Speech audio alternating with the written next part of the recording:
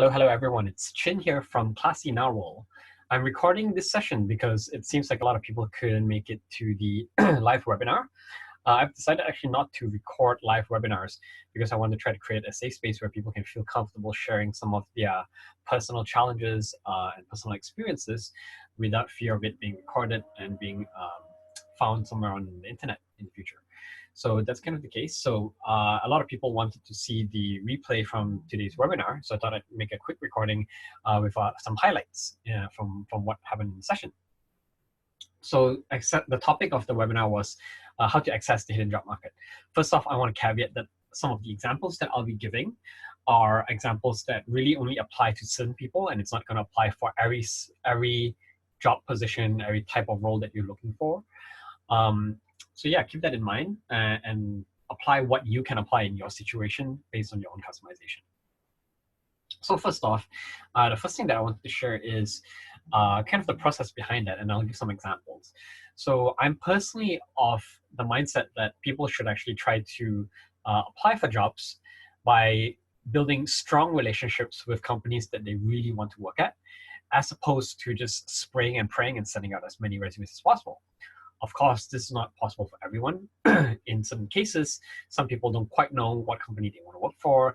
They don't even know, what their own personal values are, or they don't even know where they want to go in life. So in that case, then yes, I say try as many things as you can. And the more that you try, the more you realize what you don't enjoy, and the closer you get to finding out what you do enjoy. So to preface, to apply some of these techniques, you will first have to really have a clear definition of what your personal vision or personal values are. So to quickly help you on that, personal vision is usually more of a journey.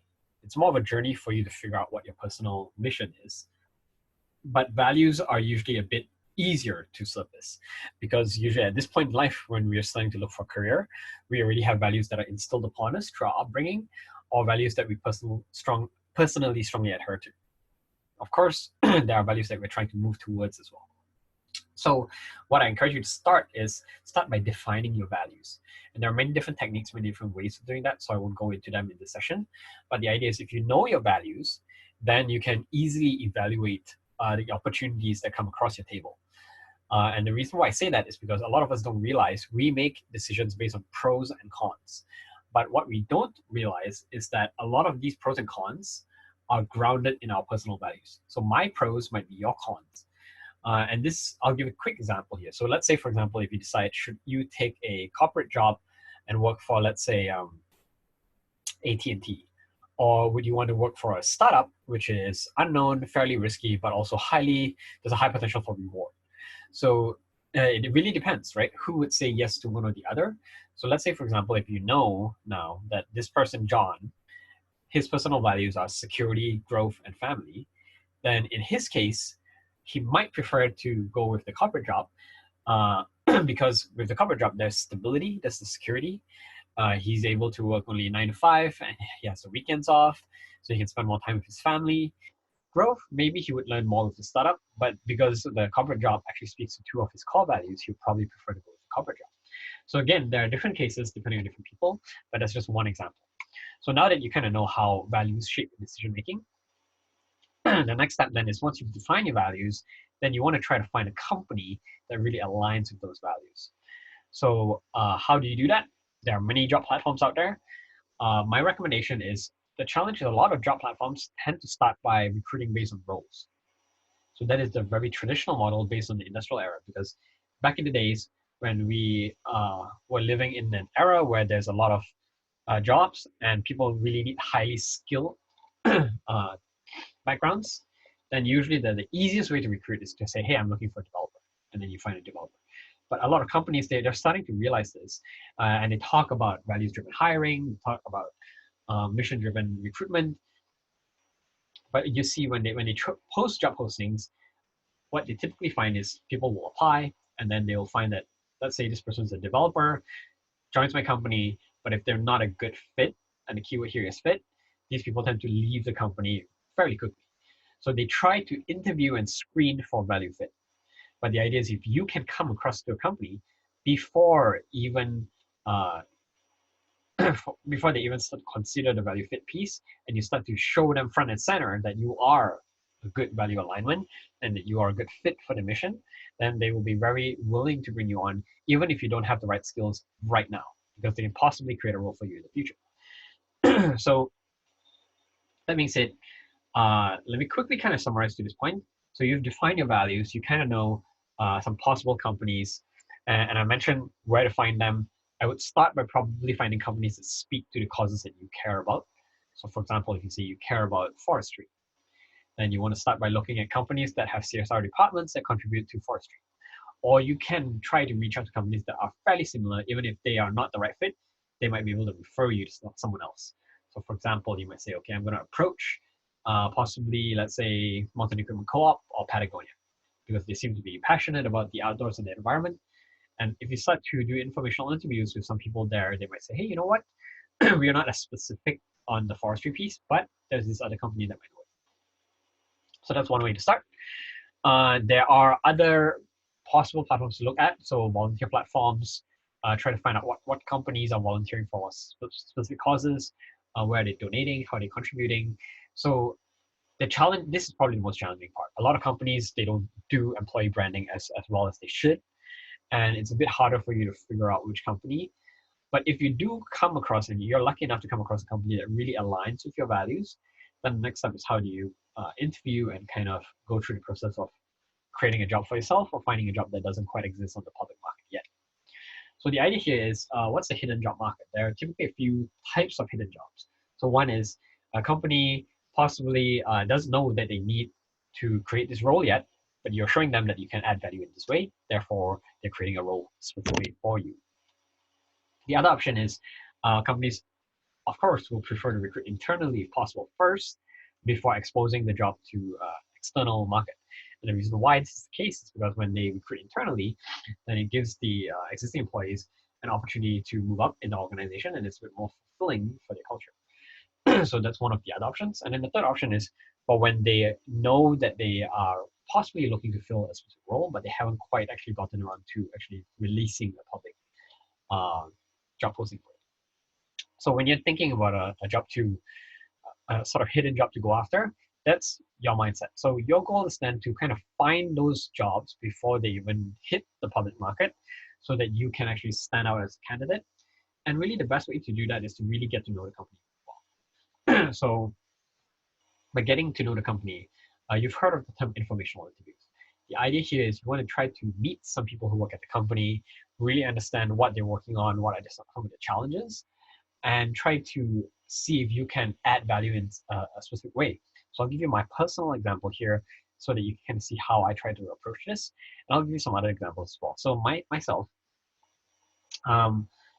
I decided that I actually wanted to eventually start my own incubator because back in 2011, I started my first business. I made a bunch of mistakes. So I said, hey, maybe I want to help other entrepreneurs avoid the same mistakes that I have. And like many other entrepreneurs, I have what we call imposter syndrome. So if I've never done it myself, I feel like who am I to tell other people how to start a good business if I haven't actually successfully started one myself? So I said, okay, in 2014, I went out and I said, okay, I want to learn from someone who has been there, done that, and is now running an incubator program. So that's where I came across Spring, and I started to really learn their values and see that they were a perfect organization for me. So how did I start to get involved with them? I started by volunteering. So I volunteered, and I actually, what was interesting in the volunteering scope is some people ask like, how do I actually get in front of a company? What if they're just trying to use me for free labor and take advantage of me as a volunteer? So the idea here is you're not waiting for a company to say, hey, we are looking for volunteers. You're actually going to the company and saying, hey, I would like to help you with this. You don't have to pay me. Don't worry about it. They will more than likely say yes if they really feel that you can add good value there. So that's how I started. I started by volunteering for them. I volunteered for a bunch of events, some workshops, and then eventually I said, hey, I really want to learn this company's product because I feel like if I've gone through the program, I can both learn how to run an incubator successfully myself, but also if I do decide to end up working with Spring, I really know the inside and outside of the program. So I actually took the program, paid for it, went through the program, and then started my second company back in 2014. And out of that, That's how I really got to know the team really, really well. I got to know the CEO. I got to know all the other employees there. And then back in 2015, when I had to wind down the business because government regulation made it really difficult to fly a drone. So that was my second business, doing filming and photography of drones. I said, okay, now I think maybe I'm going to try and focus and see if I can actually get Spring to hire me. So what I did as a starting point is I told Keith, who was the CEO at Spring, I said, hey, Keith, can I actually uh, set up some sort of volunteer contract engagement with you? So I'll find companies for your programs, and if they join your programs, you pay me a small commission fee. So that's how I started minimizing the risk. And of course, that applies easily for me because I come from a sales background. So I said, hey, if I find companies for you and I bring you more money, can you pay me a small percentage of that? And eventually, I was doing quite a good job with them. They really liked me. They liked my attitude. So they ended up hiring me after about 2 or 3 months. So that's how I ended up working at Spring. So of course, like this is one specific example, it doesn't apply to everyone. I've seen other people apply to it differently, but the key concept over here is volunteer, get to know the company, get to know the people in the company, and eventually try to see if you can add value in some specific way. And if they see that you are adding value and they see that you are really keen, you really believe in them, that you really care about them, they will want to hire you. Make sense? Of course, this doesn't apply for every single job, doesn't apply for every company. So it won't really help you if you just need to make ends meet right now and you just need any job to pay you right now. This is not the easiest approach. But to give you a rough sense, like it took me from getting to know Spring through to them hiring me about 6 months. And I think that's fairly in line with what most people take in terms of job searching. So most people take about 3 to 6 months to find a job. So in my case, like the benefit that I had, of course, is when I joined that company, it was a company that I really enjoyed working for. I was very fulfilled at, and I ended up spending about 5.5 years with them. So me leaving Spring was mostly because they had a change in business direction. They're doing mostly consulting work with organizations now, and I really like to enjoy. I really enjoy working on an individual level, one-on-one with entrepreneurs and individuals. So the idea is when you're looking for a job, you want to try to find a good job that you really align with. Otherwise, you're going to be spending, every 2 or 3 years switching jobs, trying to find a new job again because you're suddenly feel unfulfilled in your role. So, if you're spending about 6 months every 2, 3 years, that really adds up to time that you're not being employed. Of course, it could also be the case that you're looking for a job while you're still being employed, but that's neither here nor there. My point is, find a company that you really enjoy, volunteer for them, start to get to know people in the company, show them that you really care about them. And again, remember, this is something that you can do for multiple companies at the same time. But my idea is you're not trying to spray and pray. Like I've met people who they say, hey, I've sent out 20 resumes today. Like, great, good luck. But at the end of the day, I feel like if you spend quality time with, let's say, 4 or 5 companies, one of them is probably going to really want to hire you and you're going to be very fulfilled in the company that you work for. So that's quickly the summary of the main concept. So I gave a bunch of other examples during the talk, but I'll try to keep it short here. So that's the main framework. Another thing I quickly talked about in the webinar was how to get in front of the right person. So I'm going to quickly do a share screen so you can see as an example. So let's say, for example, I'm trying to get a job at, let's say, Spring. The first thing to do is you want to try to find out who's working at Spring, who can I interview. So you go to LinkedIn and you search up the company, Spring Activate. There we go. And you can see there are 18 employees at Spring. And what you can do is you can look for a person who you think is a good fit for you to interview. So let's say I want to interview Caroline, who is the COO. I know her name because she's publicly available on LinkedIn. Otherwise, the other option is if you can't find them on LinkedIn, you can always go to your website and see if they have a team page or an About Us page. There you should be able to find the person. Sometimes the contact info is directly available. If not, then the next option is to use an email search tool like hunter.io. There are a few others. There's also Fiolanovert. So they do the same thing. So basically, you would put in the website of the company, and it will actually tell you the pattern for the email. So here you can say the most common pattern here is first name at spring.is. And that is actually my email, chin@spring.is, when I used to work at Spring. And what this tool does is it goes online and it tries to scrape and find where any email associated to the domain is publicly available. So if you know my email is chin@spring, if you're trying to speak to Carolyn, it's going to be carolyn@spring.is, which you can see over here. So it's blanked out in most cases, but you can probably guess the email fairly easily. So that's where you would start. And then once you've found their contact, you can reach out to them. And how do you reach out to them then? So someone asked in the audience, is it common for companies to take informational interviews like this? How do I navigate that? And the answer is, if you're doing these type of informational interviews, you don't want to come across as just looking for a job. Because if you're just looking for a job, people get a lot of requests for that. And a lot of companies know that there are people who want to work for them.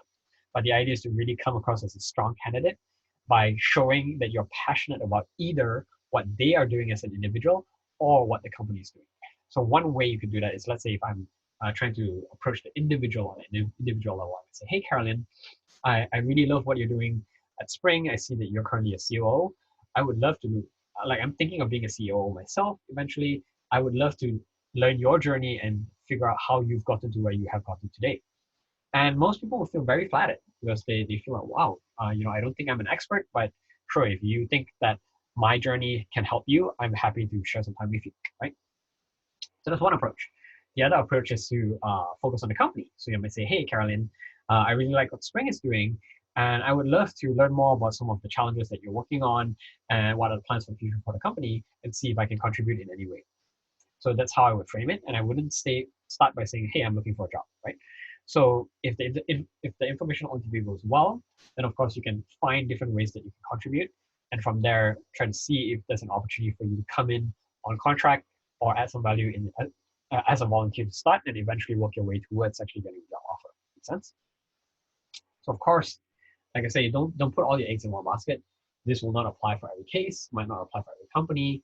Not every company is as flexible. So usually you see that startups or smaller companies tend to be more flexible with creating new roles, but bigger companies might not be as possible. But generally, any smart manager, any smart owner, business owner, will want to hire you if they know that you really care about your company and you can add good value. So of course, if you don't have the right skills, if you can't add value right now, let's say you want to be a developer, but you don't have the skills to be a developer, then it makes sense to actually pick up those skills first. But now at least the benefit is you're not actually going to school, learning the skills, and then trying to figure out what to do with the skills. You have a vision and you know that you want to be a developer, therefore you're picking up skills that are relevant to your vision. So kind of that's it in a kind of a nutshell in terms of the framework. Third thing that came up during the webinar was talking about how to navigate interviews. So what happens is when companies, recruiters, managers, when they're speaking to you, there are two types of questions they'll typically ask you. So one is what we call situational interview questions, and the other is behavioral interview questions. So situational interview questions are questions that sound like, what would you do if this happened? So they are hypothetical, they might not happen. And behavioral interview questions would sound like, tell me about a time when you had a difficult coworker. So they're actually indicative of past behavior. And most hiring managers are trained to ask a lot of behavioral questions because they know that situational questions are hypothetical. People can bullshit. They might say they would do something, but they might not actually do it. Situational questions are good for testing technical knowledge. They want to see if you have the experience to actually solve the problem. So they might say, hey, what would you do if this program crashed? How would you go about solving the problem? So they just want to see how you problem solve. Behavioral interview questions, what they are doing is when you are responding, they are listening for this unconscious framework. So the analogy that they teach recruiters is STAR. So S stands for situation, T for task, A for action, and then R for results. So that's what they want to hear you speak because it allows them to gain some insight into what thought processes go on behind your behavior and why you responded the way you responded. So for example, one question could be, tell me about a time where you had to deal with a difficult coworker. So one example I could give you is when I was working at Win Mobile, now called Freedom Mobile, the telecom provider.